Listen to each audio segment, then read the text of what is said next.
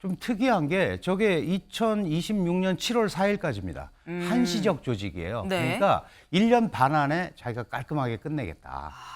그리고 뭐 공식적으로 얘기를 하지는 않지만 네. 미국 연방 소위 그 효율성 제고를 통해서 예산도 30% 정도는 절약할 수 있다. 근데 해봐야 아는 거지만 네. 근데 그 트위터를 인수했잖아요. 사실 그래서 지금 X라고 하는 게 네. 트위터를 인수를 했는데 90%를 감원을 했습니다. 했었죠, 이미. 그러고도 트위터가 아니고 X로 돌아가잖아요. 그리고 그래서 미국 같은 거대 국가가 AI 이런 거를 제대로 쓰면서 좀 기계화된 무슨 이런 그 선진화된 모습을 보여줘야지.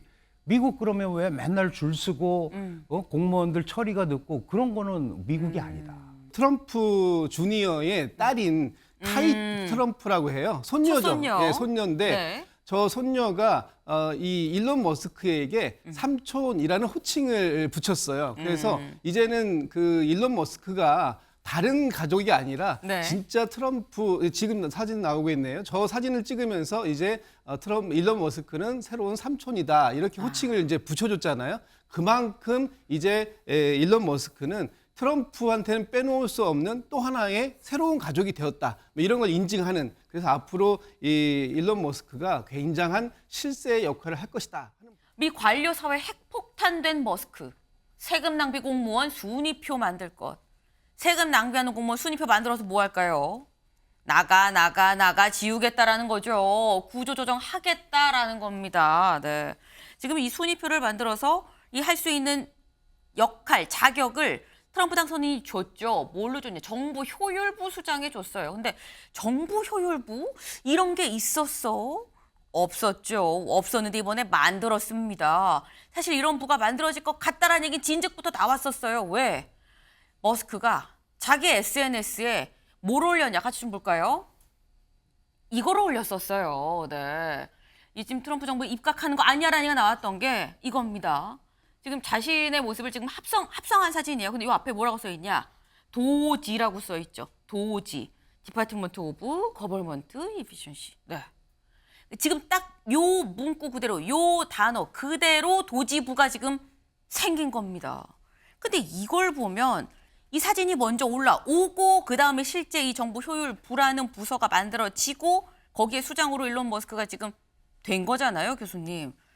근데 언뜻 생각할 때 이게 정부 효율부라는데 기업의 대표가 장관을 하면 할 수는 뭐 있긴 한데 백지 신탁과 이해 충돌 가능성이 상당히 있어 보이거든요. 미국은 괜찮은 겁니까? 아니죠. 미국에서도 네. 그렇게 하면 위험하다라는 얘기를 하고 있습니다. 네. 왜냐하면 일론 머스크가 사업가로서 특히 뭐 스페이스 X라든가 네. 소위 규제 그 개혁을 하는 데 있어서 본인이 많이 당했었잖아요. 네. 그거를 나서서 자기 의사대로 갈 수도 있는 거 아니냐. 그런데 이제 미국이라는 나라는 이제 성숙한 의회 국가다. 네. 그래서 그런 것들은 우리가 조절하면서 가자라고 얘기는 하는데 네. 위험성이 상당히 있습니다. 네. 게다가 이미 그 당선되고 나서 트럼프 대통령도 그랬고 일론 머스크도 내가 정부 효율성을 새로 만드는 그런 부를 맡게 될 거다. 근데 그때는 무슨 위원회라고 그랬는데 지금 네. 말씀하신 대로 부서가 돼버렸거든요. 그쵸. 디파트먼트가. 근데 좀 특이한 게 저게 2026년 7월 4일까지입니다. 한시적 조직이에요. 네. 그러니까 1년 반 안에 자기가 깔끔하게 끝내겠다.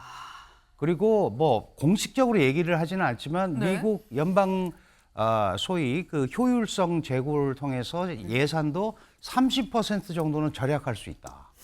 근데 해봐야 아는 거지만 네. 근데 그 트위터를 인수했잖아요. 사실 그래서 지금 X라고 하는 게 네. 트위터를 인수를 했는데 90%를 감원을 했습니다. 했었죠, 이미. 그러고도 트위터가 아니고 X로 돌아가잖아요. 그리고 그래서 미국 같은 거대 국가가 AI 이런 거를 제대로 쓰면서 좀 기계화된 무슨 이런 그 선진화된 모습을 보여줘야지. 미국 그러면 왜 맨날 줄 서고 공무원들 처리가 늦고 그런 거는 미국이 아니다. 이런 얘기를 하니까 일부는 그런 관료주의, 관료사회 타파에 긍정적인 기여를 할 수 있을 거라고 기대하는 사람들도 있는 것 같습니다. 네, 지금 이 미국이 작은 정부를 만드는 데 있어서 트럼프한테 매스를 쥐어주고 1년 반 안에 굉장히 지금 속도 빠른 구조조정에 들어가는 거 아니겠느냐라는 말씀을 지금 하셨어요. 네. 지금 이해 충돌 가능성도 있는데 그럼에도 불구하고 이걸 모르지 않았겠죠. 그럼에도 불구하고 지금 수장 자리에 앉혔다라는 거일 텐데 지금 사실 뭐 주변에서 트럼프 당선인한테 뭐라고 얘기를 해도 지금 안 될 것 같다라는 생각이 드는 게 사진이 오늘 하나 나와 있습니다. 사진 같이 볼까요? 이겁니다. 뭐지? 가족 사진이에요. 네, 여기 보면 당선인 여기 있죠. 당선인 여기 있고 옆에 보면 아들 베런도 있고요. 장남도 있고요. 뭐 지금 쭉 가족 사진인데 분명히 가족 사진입니다. 여기 쭉 보면은 네, 이방카도 있고요. 근데 여기에 누가 있느냐? 일론 머스크가 같이 있습니다. 일론 머스크 이거 또 합성 사진이야? 아닙니다. 합성이 아니에요. 영상으로 보고 오실까요?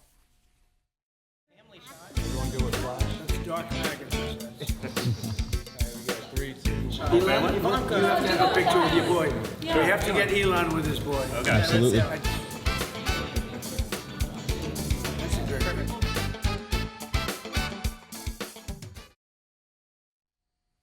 네, 보셨나요? 일론 머스크가 어쨌거나 가족들이 있는 자리에 저 끝에 있었어요. 그것도 사실 굉장히 친하구나 싶은데 그때 일론 머스크 일로 와 같이 찍자 해서 같이 찍은 거죠. 처음에 찍을 때는 이방카가 뒤로 밀렸어요. 네. 이방카가 뒤로 밀리고 일론 머스크가 앞에 와서 같이 가족 사진을 찍는 정도의 사이다라는 거죠. 김죽 대변인님 어떻게 보셨습니까? 새로운 가족의 탄생이다. 새로운 이렇게 가족의 탄생이다. 이름을 붙일 수 있을 것 같습니다. 네. 이번 그 트럼프 대통령 당선의 가장 큰 1등 공신을 꼽으라 그러면 아마 일론 머스크를 꼽는 걸 주저할 사람은 아무도 없을 거예요. 그만큼 일론 머스크가 이번 미국 대통령 선거에서 기여한 공로는 뭐 어마어마하다라고 보여지고요. 거기에 뭐 돈과 모든 것들을 투자했지 않습니까? 그리고 지금 좀 전에 얘기했던 것처럼 이 효율성부 장관까지 꿰차는 그런 상황이 됐는데 지금 저 사진의 왼쪽에서 네 번째에 있는 네. 그 사람이 그 장남인 트럼프 주니어의 딸인 카이 트럼프라고 해요. 손녀죠. 손녀. 네, 손녀인데 네. 저 손녀가 이 일론 머스크에게 삼촌이라는 호칭을 붙였어요. 그래서 이제는 그 일론 머스크가 다른 가족이 아니라 네. 진짜 트럼프 지금 사진 나오고 있네요. 저 사진을 찍으면서 이제 일론 머스크는 새로운 삼촌이다 이렇게 호칭을 이제 붙여줬잖아요. 그만큼 이제 일론 머스크는 트럼프한테는 빼놓을 수 없는 또 하나의 새로운 가족이 되었다. 뭐 이런 걸 인증하는 그래서 앞으로 이 일론 머스크가 굉장한 실세의 역할을 할 것이다 하는 부분을 이 사진 한 장으로 우리가 볼 수 있는 거 아닌가 싶습니다. 네, 새로운 가족의 탄생이다라는 거죠. 그만큼 일론 머스크를 굉장히 아끼고 곁에 두고 싶어 한다 트럼프 당선인이라는 얘기인 건데 그래 뭐 이번에 선거하는데 트럼프 이 머스크 역할이 컸지라고 생각할 수 있는데 꼭 머스크만은 아닌 것 같다라는 겁니다. 다음 기사 볼까요? 네, 재무장관의 월가 억만장자 베센트 유력. 네, 뭐 유력이에요. 뭐 확정이 됐다거나 내정 단계까지는 아니고 내정의 꼭 밑단계죠. 유력하다라는 얘기는 지금 보면 베센트 보니까 억만장자 펀드 매니저라고 합니다. 그런데 경제사령탑이죠. 재무장관이라고 하면 경제사령탑의 펀드 매니저 출신의 억만장자가 앉을 것 같다라는 건데 그러니까 아직 뭐 전체 인사가 나오진 않았습니다만 김기영 대변인님 네. 지금 발표되는 걸 보면 돈 많은 기업가 억만장자 굉장히 요직이 지금 곳곳에 지금 들어가 있어요. 이게 좀 과대대표되는 거 아닌가? 우리나라가 만약에 이렇게 하면 이거 가능할까요? 아무래도 이제 트럼프 입장에서는 본인이 비즈니스를 했기 때문에 네. 비즈니스를 했던 사람들과 얘기를 했을 때 뭔가 잘 풀린다 그런 생각을 하는 것 같습니다. 네. 그리고 트럼프는 예전부터 그 워싱턴에 있는 기득권, 고위 공무원에 대해서 딥스테이트 해가지고 굉장히 부정적으로 생각을 했거든요.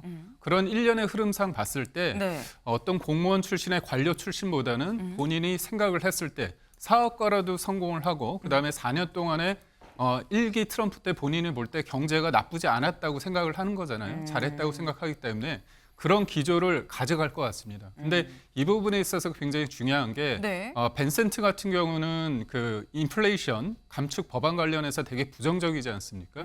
근데 우리가 바이든 정부 때 이 법안 때문에 투자를 많이 했죠. 그래서 예를 들어서 이제 삼성전자하고 하이닉스 같은 경우는 우리가 받을 수 있는 보조금이 9조 5천억 정도 된다고 그러더라고요. 이런 부분에 대해서 약간 불투명해졌는데 대통령이 트럼프 당선인을 만나서 뭔가 이 부분에 대한 어떤 얘기를 좀 해야 되고 그다음에 또 하나는 반도체 배터리 업체 관련해서 보조금이 5조에서 10조 정도 우리가 받을 수 있는데 그런 부분이 아쉬움이 있다고 그러더라고요. 그것도 해결해야 되고 무엇보다도 라이트 하이저 같은 경우는 이분이 이제 관세 부분에 대해서 보통 관세를 10에서 20%, 그다음에 중국은 60%를 한다고 그러더라고요. 그때 우리가 어떻게 대응할지에 대한 건데 사실 보면 우리는 중국에 중간재를 수출하기 때문에 중국이 60% 고율 관세를 맞는다고 했을 때 우리한테도 굉장히 어려움이 있거든요. 근데 반대로 이런 평가가 있습니다. 그러니까 자유진영 내에서 제조업의 어떤 제조업을 제대로 할 수 있는 제조업 패권 국가로서의 한국이 자리매김할 수 있고 이번에 조선 관련해서 트럼프가 얘기했듯이 그런 부분에 있어서 우리의 기회 요인도 좀 균형 있게 봐야 될 거라고 봅니다. 네.